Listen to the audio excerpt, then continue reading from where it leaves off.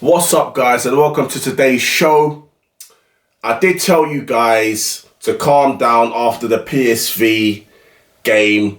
7-1 meant absolutely nothing against a championship level team. We drew 1-1 to Manchester United Super Sunday away, and that was lucky because really they should have won the game. They had the better chances. Raya saved us. Declan Rice saved us. We're going to get into the game. We're going to get into the manager and another embarrassing banter moment from him. And I'm lost for words. The performance was pathetic. The manager is just... How is he on the money he's on? £15 million a year. Second highest paid manager in the world. I'm gobsmacked. Let's get into the game. So Arsenal versus Manchester United. Manchester United fighting for pride, trying to finish as high up on the table as possible, and Arsenal trying to make sure they stay in the top four.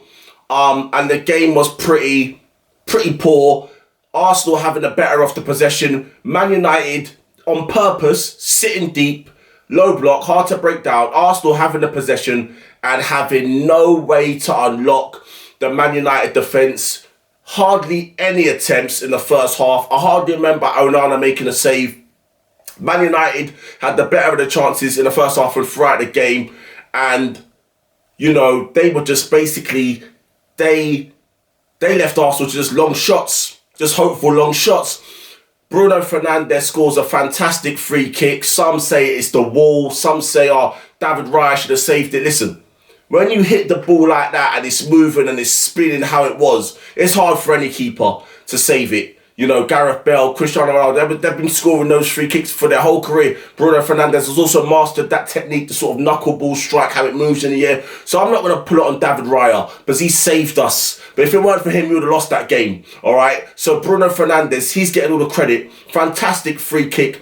And this argument about who's better, Bruno Fernandes or Odegaard, are you having a bubble? Mate, Odegaard can't lace Bruno Fernandes' boots, mate.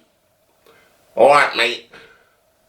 Bruno Fernandes is a far better player than Odegaard in every department. He would walk into that team.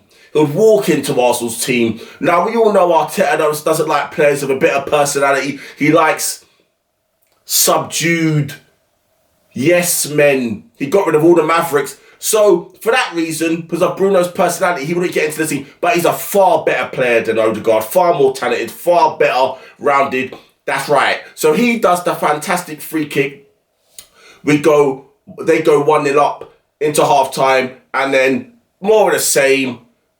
Declan Rice, who was our best player, scores with a great attempt, great goal. But what I didn't like from Declan Rice is, why is he saying shh to the fans? Why is he doing that gesture? Why? What? You're not even winning the game. Do that if you win the game. Don't do that when you get 1-1. You start drawing a game with a team, Manchester United, who's having a horrendous season. They're in 16th or 15th place in the Premier League. And you're doing shush to the fans. It's embarrassing. Small club mentality. This is worrying. That one of our best players has this mentality when he wants to shush the fans. 1-1. And the manager with his mentality, thinking the Community Shield, two of them counts as an actual competitive trophy. We are developing a small club mentality under this manager. It's going into the players as well. You know, some of the celebrations, premature celebrations over winning, one game, it all comes from this manager. A small club mentality. It all comes from Mikel Arteta. So that was absolutely embarrassing, that celebration from Declan Rice, which took away from the goal and the performance, in my viewpoint. I hate that sort of stuff. You ain't won nothing yet. You ain't even winning a game. And you're doing that. Why are you doing that? All right? And then David Raya with an amazing double save to save us. He gets down low and then he scoops the ball from going over the line. And again, I give Declan Rice a bit of credit because he done a goal line clearance, a last ditch block to stop Man United winning the game. So that's it. Man United were the better team.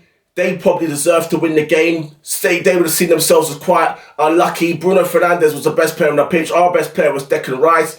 The performance from the team, horrendous.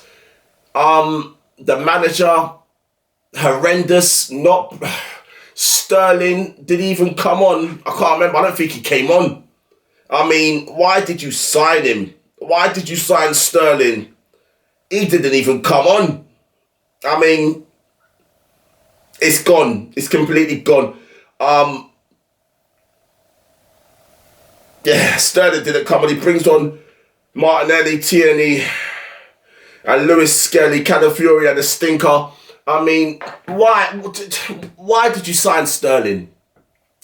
You said it was a good idea, but it was just completely pointless. So that's the game covered.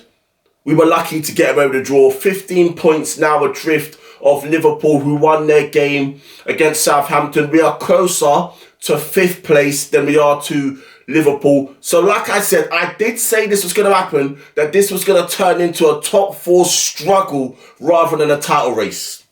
So let's get on to the manager. The interviewer at the end of the game asked Mikel Arteta, do you regret not signing a striker? Then Arteta tried to ignore the question and he tried to walk away. Then the interviewer asked him another question. He said, hold on. Let me ask you something else. Then he said, is 15 points too much? Is the title over? Then he just ignores the question and walks away without answering it. I mean, what sort of manager? I'm gobsmacked. I'm lost for words.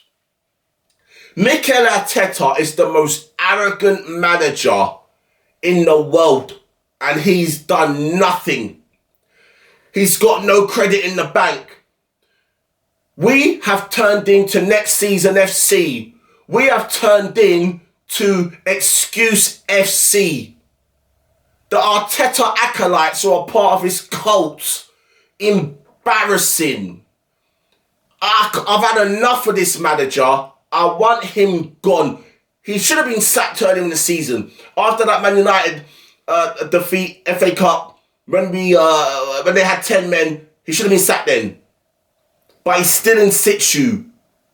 Everyone got massively overhyped. 7-1, PSV, championship side. Man United are better than PSV, and Man United are in the 15th, 16th place. Like I said, if PSV were in the Premier League, they'd be in a relegation zone. If they were in the Championship, they might be in the playoff places. They wouldn't be top of the Championship. They ain't that good. They're rubbish. It's absolutely shambolic, and I've had enough. I've had enough. Now, he's gonna have next season. I know Andre Berta's coming in as the new director of football there. So yeah, it's gonna be mate, give Mikel another season, give him another transfer window.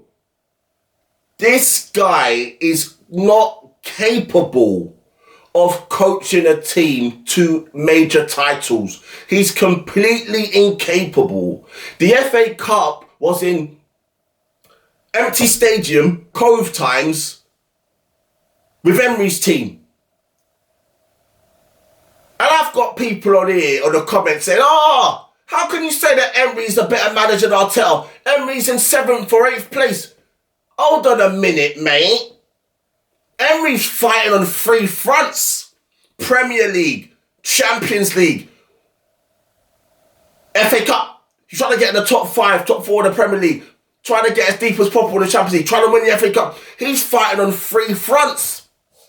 And now I've got people coming up to me saying, do you know what, D? You're right, If Emery had more time, he probably would have won the Premier League for Arsenal by now. Well, you don't say. Look at the job he's done with Villa. Half of that team was 16th place under Gerrard. Like Matty Cash, Tyrone Mings, Konsa, Martinez, Lucas Dean, Ollie Watkins, Bailey. Half of that team he's still got that's flying high, doing fantastic. It's from Gerrard, 16th place. And what did he do? He coached them. He improved all of these players. He brought in his own players. He's had to sell some of his best players like Duran and Douglas Luiz for the PSR, balance the book so they can spend. Aston Villa and Emery have been working with their hands tied behind their back because of the financial restrictions, and he's still fighting on three fronts. And Arsenal are just fight after 800 million spent, after he chucked away all the players that won him the FA Cup, players like Guendouzi. He destroyed Aubameyang, who under Emery was one of the most lethal strikers in the world, one of the best players in the world under Emery. He destroyed Aubameyang, Arteta, got rid of Guendouzi, got rid of Dani Ceballos. All of these players could walk into the team now. Well, Aubameyang's getting a bit old, but Ceballos and Guendouzi could walk into the team now. He's achieved nothing with his own team and his own players, this manager. He's stealing a living. He can't even answer questions that the interviewers are giving him. He walks away, the arrogant charlatan. He walks away instead of answering questions. Nah, I've had enough. And you know what? Arsenal will probably scrape the top four. They're not going to finish second. I think they're going to finish fourth. Andre Berta's going to come in. We're going to see what he does there. Let's see if they're actually going to make the signings that they need. But I'm convinced with Arteta, even if they make the Osimhen signings and whatever, they bring in the top quality players, I'm convinced with this manager, he does not have the tactical acumen or the managerial talent in order to get Arsenal to major titles. I'm convinced of that. Because he's arrogant, narcissistic, and deluded, this manager. And not enough. So, that's it. That's my reaction of Manchester United versus Arsenal. Manchester United should have won the game. Arsenal were lucky to get a point. And we've got Wednesday Champions League against PSV. Arsenal are probably going to smash them. Everyone's going to get, hey, happy again. Wait, man, Champions League. And then we're going to have either Real Madrid, Atletico Madrid. And then reality is going to hit home hard then. All right? So I don't know if I'm going to preview the PSV Arsenal game. What's the point? It's a foregone conclusion there. I'm probably going to show my reaction to the game, my post-match reaction to that game. So, unless there's news for me to bring you before that time, I'll see you then, later on in the week. So, I hope you enjoyed this video. All the good stuff. Like, share, subscribe, leave a comment because I love the comments. And I'll see you very, very soon. Peace.